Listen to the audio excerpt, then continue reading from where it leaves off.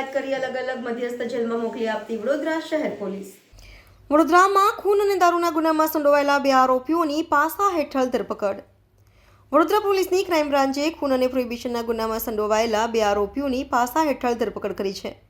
આરોપીઓ અરબાઝ ઉર્ફે બોઇલર ગુલામ દસ્તર શેખ અને નઈમ ઉર્ફે ગોડ અશદભાઈ બિલ્લાવાલાને અલગ અલગ જેલમાં મોકલી દેવામાં આવ્યા છે। પોલીસ કમિશનર નરસિમ્હા કુમારની સૂચના મુજબ શહેર વિસ્તારમાં ગુનાખોરીને ડામવા માટે સખત પગલાં લેવામાં આવી રહ્યા છે। આરોપીઓ વિદેશી દારૂની હેરાફેરી અને વેચાણમાં સંડોવાયેલા હતા। તેઓ અગાઉ પણ દારૂના ગુનામાં પકડાયા હતા અને જામીન પર છૂટ્યા બાદ ફરીથી ગુનાખોરીમાં સક્રિય થયા હતા। આરોપીઓ પાસેથી મોટી માત્રામાં વિદેશી દારૂનો જથ્થો મળી આવ્યો હતો, જે માનવ સ્વાસ્થ્ય માટે હાનિકારક હતો।